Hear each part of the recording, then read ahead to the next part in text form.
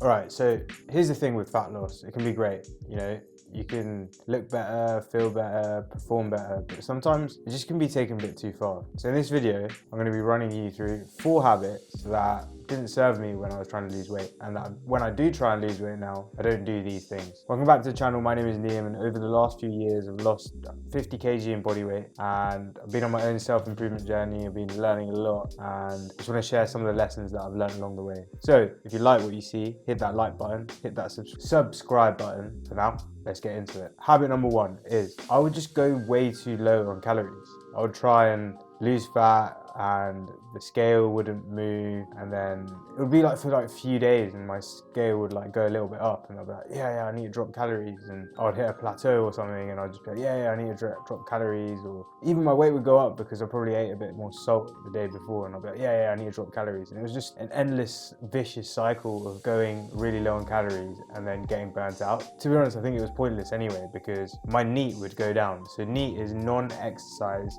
activity that burns calories. It's the type of activity that burns calories. It's like when you're fidgeting, when you're shuffling around, when you're doing all these movements that you don't really think about, but all of this kind of activity burns calories. Now, when you drop calories really low, your body's smart. It's like, hey, I'm not getting food right now. I'm not getting that many calories. How can I conserve as much energy as possible so that I don't waste into nothing? Because when we were hunter-gatherers, this would have been like a survival mechanism for our bodies, because we would have to go without food for long periods of time. And so our body needed to do this so that we didn't just die. It's kind of like you're in the economy, right? And your body is saying to yourself, you're in a recession when you don't eat enough. And so it starts spending less, like the country does when it's in recession and there's not enough money in the economy. And your body starts spending less, and your body starts conserving energy and becomes basically more efficient as a human being, so it can survive on less food. And then when you start eating more, your body's like, whoa, we got loads of money, we've got loads of food, let's start spending more. So when I used to drop all these calories really low in order to try and lose weight when I hit a plateau, it wouldn't even make a difference because my activity would just go down anyway. So now I just trust the process a little bit more, keep a calorie target that I know puts me in a deficit, and I just trust the process, and eventually the scale weight goes down. But it's just a lot more sustainable, and it means I can keep consistent with a deficit over a longer period of time, which means that I actually achieve, over a 6-month period, a year period, I actually achieve way better results than doing like a 12-week hard cut where I just drop loads of calories and then just burn out. Habit number 2, along similar lines, is doing too much cardio. Again, it's the same issue. I would just see the scale weight not move, or go up a little bit, or would hit a plateau, and I'd just be like, hey, Liam, you're not doing enough, you need to do more. And it would be so silly, and it'd just be the worst thing to do. At one point I was probably doing a 5-kilometer run every single day just because I wanted to lose weight, and it's looking back on it, it's incredibly obsessive, unnecessary. And again, your body just adapts to the cardio that you're doing. There's these guys on Mind Pump, Sal, Adam and Justin, and they always just talk about how cardio is so silly for fat loss, because your body just adapts and you don't actually burn as many calories outside of doing the cardio, and so the deficit that you're creating during the cardio just gets cancelled out anyway. And all of these things really make sense, and I used to watch these guys and I'd still go and do the cardio. So if you're watching this video and you're like, oh yeah, I need to go do loads of cardio to lose fat quickly, it doesn't help. Look, I get it, cardio is good, it's good for your heart health, it's good for everything else, but for fat loss, it's probably one of the worst things that you can do for sustainable fat loss, because your body would just end up eating more, or after a few weeks of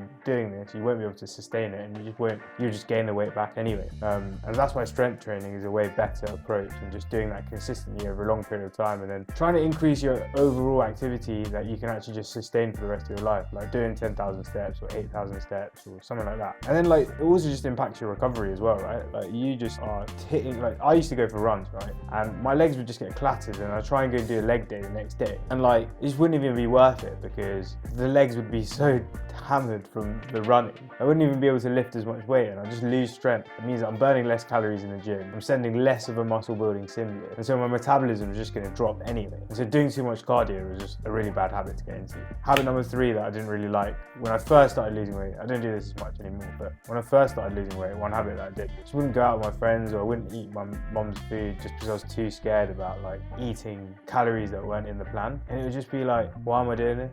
and I just wouldn't be able to sustain that kind of lifestyle over a long period of time again. And it just meant that I wouldn't be consistent over a 6-month period, 12-month period. And so although I made loads of progress in that 3-month period, I then feel so restricted and feel so like outside of the norm that I would just gain back the weight afterwards. And it was like short-term thinking. And so like with all these habits, it's just trying to lengthen the time horizon of your goals rather than trying to do something in such a short space of time, and then slowly, consistently applying the basic principles over a long period of time will yield way better results. My mom's like a great example of this. Like, she hasn't really made massive changes to her diet. She just made small changes that improve her diet over a long period of time. And her results over a 2-year period have been slow, but they've been really consistent. And if you look at her now, it's because of that consistency. She feels so much better, she performs better, she's lost a lot of fat, and it's amazing to see that. And I wish I kind of applied those principles when I first started losing fat, because I think I probably went so hard, I got so obsessed over it, and then I just did lose loads of fat, to be fair, but I kept on like restricting and then going back up and then going back down and then going back up. But what you want to do is create a lifestyle. Well, what I should do is create a lifestyle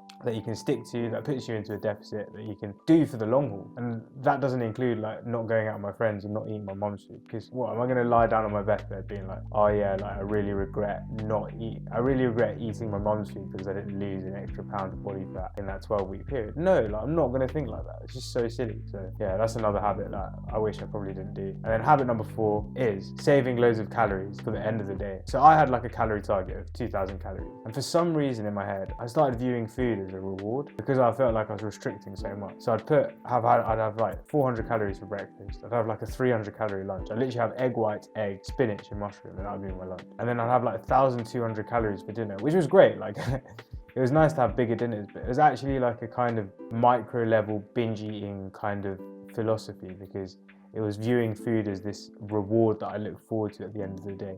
And yes, like food is something that you should look forward to, or I do look forward to still, and I do enjoy, but it's not something that I need to like save loads of calories for the end of the day. And I feel like it kind of reinforced the idea that I can have these big eating splurges even if it fits within my plan. And so now my approach is, rather than having these kind of like big splurges where I'm eating so much, it's more about having nice tasty meals that fill me up throughout the day, that I enjoy, so I don't feel like I'm being restricted, and I don't feel like this is something that I'm cutting back on too much, because that just creates this like unhealthy food focus where you're constantly looking at like what you should eat at the end of the day, or like when you go out for food, constantly looking at menus. Well, that's what I used to do anyway, and I just feel like it's not fun. And it seems fun at the time because you are hitting your macros, you're hitting your target, but I just don't feel like it's a good mentality to get into. I feel like it's just better to eat normally, eat until you're full. I started using this hunger scale, the intuitive eating scale. I put it on the screen, and it's really good because it shows you like, it just gives you the information about like, all right, this is when I'm hungry.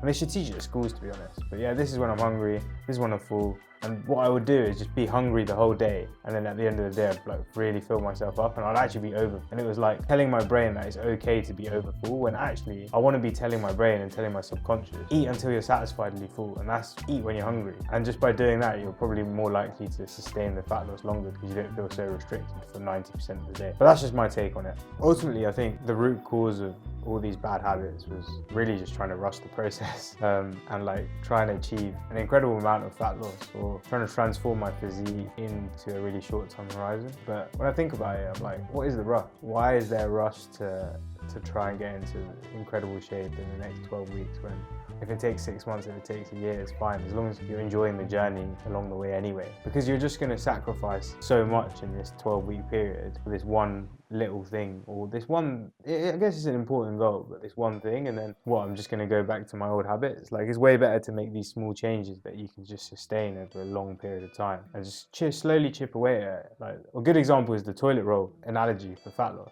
Like, every day that you're just in a small deficit, you're just peeling off one piece of bit of the toilet roll, and then over a long period of time, you peel off that one paper, then you peel off the second paper, then you peel off the third paper, and yeah, you don't tell the difference at the beginning. Then over a long period of time of doing that, you actually do see a difference. And it's all about the long game. Like fitness, health and fitness is an infinite game. You're gonna keep playing it. And yeah, you might like change how much you're consuming based on how much you want to lose, or if you want to gain a little bit of muscle. You may change your calorie intake, but actually the habits of, you know, eating 2 to 4 meals a day, eating a high protein diet, or strength training 3 to 4 times a week, or going and getting your steps in so that you're being active and you're, you know, making sure that you're moving enough throughout the day. Like these are things that are going to stick with you for the rest of your life, because they're important things to be doing. Well, I think they're important anyway. And so creating these systems in your life that are just unsustainable, or creating systems in my life that were unsustainable, just led me to like gain back weight. Like I was 125 kilos, and I was 125 kilos, and that took me 21 years to gain all that weight. And how can I expect to lose all of that weight in the space of 12 weeks? Like, it doesn't make sense, right? So now, hopefully, with a slightly more longer time horizon, with a more consistent approach, with a less rushed or pressured feeling about when I need to lose this weight, I feel like it will actually make a bigger difference over a long period of time.